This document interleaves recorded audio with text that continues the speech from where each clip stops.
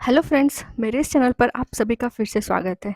तो आज मैं आपको कथा सुनाने वाली हूँ देवदासी भाग 2 की।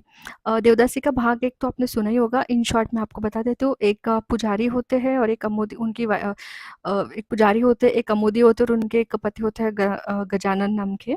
सो उनको पुत्र प्राप्ति नहीं होती है 10 साल तक। इसके लिए वो किसी पुजारी के पास जाते हैं। चलो तो फिर मैं आपको पार्ट 2 अभी सुनाती हूँ। सो देखिए, पुजारी अमोदी को कुछ भभूत बंधी हुई पुड़िया देता है और कहता है, रोज गंगाजल के साथ सुबह सुबह इस पुड़िया में बंधा भभूत निगल लेना, ईश्वर का नाम लेकर।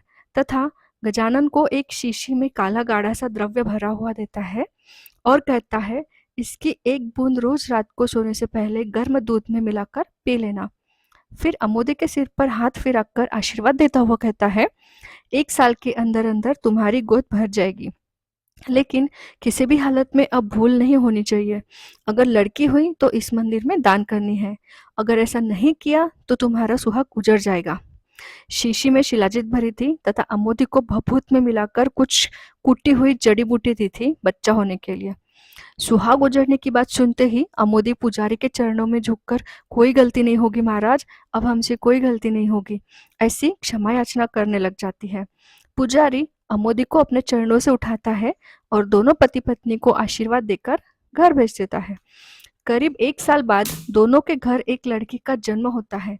लड़की के जन्मते ही दोनों पति पत्नी बेहद उदास हो जाते हैं। ऐसा नहीं था, उनको लड़की का पैदा होना अच्छा नहीं लग रहा था।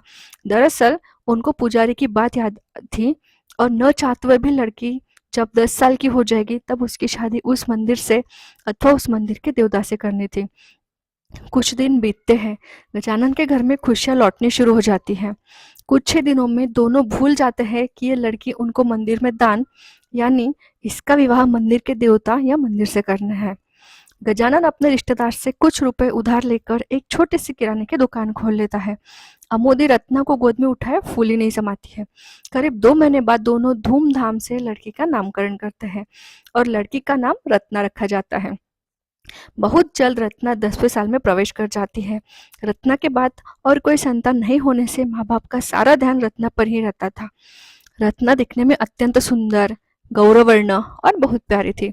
उसकी आवाज में तो जैसे माँ सरस्वती का वास था। उसकी मीठी आवाज सबका मन मोह लेती थी। अमोदी जब भी रत्ना को आवाज लगाती, रत्ना जहां भी होती दौड़कर अपनी माँ के आंचल से लिपट जाती थी। रत्ना के जीवन का एक काला अध्याय शुरू होने वाला था, ये अमोदी भूल चुकी थी।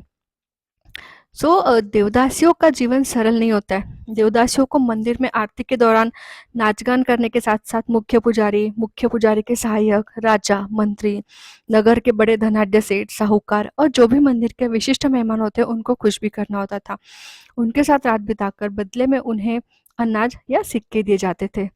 तो फ्रेंड्स, ये थी रत्ना की कहानी, जो एक देवदासी है उसका भाग 2 था। जल्द ही मिलेंगे भाग 3 में। धन्यवाद। और भाग 1 सुनना ना भूलें और मेरे चैनल को सब्सक्राइब करना ना भूलें। फिर मिलेंगे।